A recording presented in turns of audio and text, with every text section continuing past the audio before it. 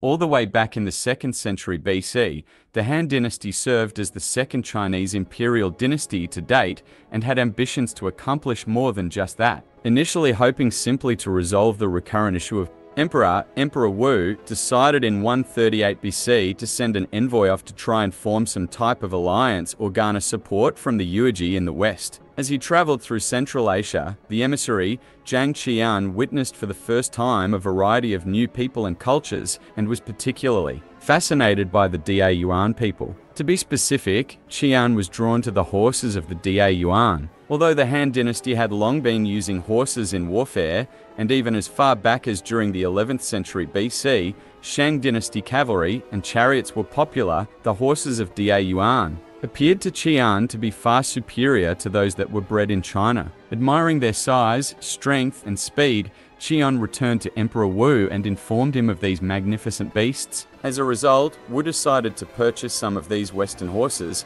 and in a short matter of time, with the help of their new horsepower, the Han dynasty was able to address the Xiongnu threat. Impressed by the success of Qian's journey west and the collaboration it inspired, Emperor Wu decided to take things a step further, triggering the official opening of the Silk Road in 130 BC, connecting the air to the west through a network of trade routes spanning roughly 4,000 miles from end to end, reaching from the Han in China to the tips of Europe. This was not the first such road, or more accurately roads, to create an international trade route though. In fact, it was the Persians under Darius I and the Persian Empire who had created the original. This was known as the Royal Road, and it stretched from Susa, which lies in modern-day Iran, all the way nearly 2,000 miles to the west in Sardis, which is today a part of Turkey. The Persians would also add smaller routes to the which reached parts of the Indian subcontinent and northern Africa as well, and this network came to be roughly 300 years prior to the opening of the Silk Road.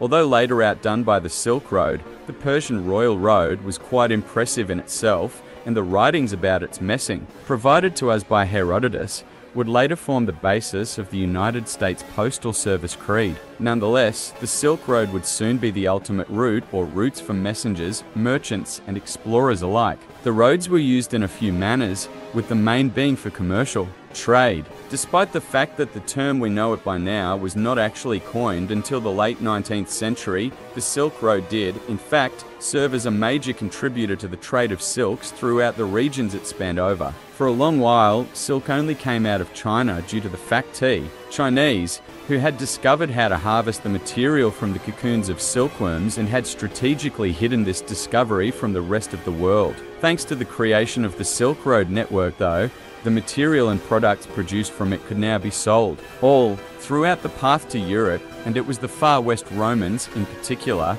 who really fell in love with this Chinese commodity. This near obsession with silk that the Romans developed would actually also prove to be a prime example of how the Silk Road not only spread goods from west to east and east to west, but also brought culture and new ideas to each state that it touched. In the case of Roman silk, the remarkable demand for the product within the empire eventually put Rome in a position of an unfavorable balance of trade, which deeply bothered the emperors. While nothing would ever be done to rectify this before the 476 fall of the Western Roman Empire, the Eastern Roman Empire, or the Byzantines, would take on the burden, and it would be their emperor who now put an end to it. After discovering the source of this infatuating material, Emperor Justinian sent 2 men undercover as monks into China to steal enough silkworms to start a new production stream of silk back in Byzantium. The expedition worked, and now the Eastern Roman Empire could save itself from the same high-priced silk-induced trade imbalance of their Western counterpart. Silk was still not the only popular export along the Silk Road though. Additionally, from east to west, products such as teas, dyes, spices, porcelain, paper, gunpowder, and medicine were all frequently traded. Paper and gunpowder would go on to make significant impacts in the contemporary European world, with gunpowder changing warfare as they knew it, and paper soon becoming the primary canvas for writing. As the Eastern trade changed the Western culture and world, the West did the same for the East. Western merchants would sell goods like glassware, textiles, animal furs, certain foods such as fruits or honey, live animals, rugs and blankets, armor and horse riding necessities. Here alone we see the inspiration for new thinking and new ways of life being passed along the network of trade routes, and this does not even include the spread, religions and ideologies that would occur thanks to the merchants and travels themselves. And yet all of this was done whilst most merchants, messengers and the like never went across the whole Silk Road network. In reality, the vast majority of the traders especially would only go part WA, or trade their goods to another merchant, and then that man would go and do the same. This created a large system of middlemen, and also allowed for the opening of new businesses, inns and resting places for the common. Caravans would soon begin popping up along the routes, and on the less legal side, robbers became frequently employed. There was one man who would travel from one end to the other though, and he would later make the road famous through his writing about the journey. It was Marco Polo who spent 3 years alongside his father, aged only 17, traversing the Silk Road until they finally reached the Chinese palace of Kublai Khan in 1275 AD. The Polos would stay in Asia for years more, where the young man travelled to places he'd never seen and met people and cultures he'd never imagined. When Marco Polo yet again travelled along the Silk Road, this time to return home to Venice in 1295, he brought back with him all of the knowledge and experience that he had gained from his time in Asia and shared it all with the European world. In his book, The Travels of Marco Polo, language, culture, religion, discovery, and so on and so forth were all shared along the Silk Road, making the ancient trade network an invaluable part of history and our world today.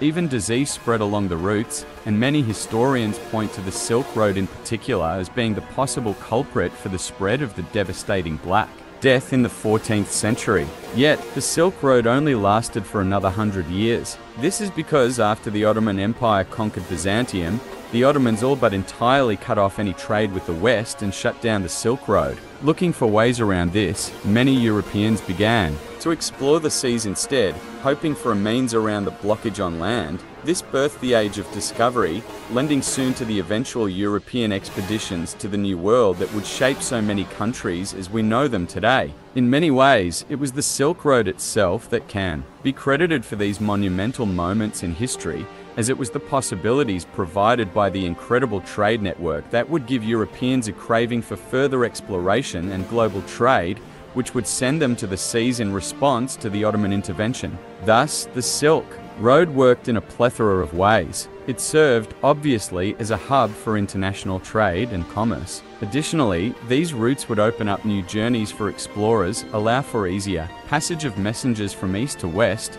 and through all of this help to share and exchange cultures, languages, religions, ideas, development, and sadly, even disease.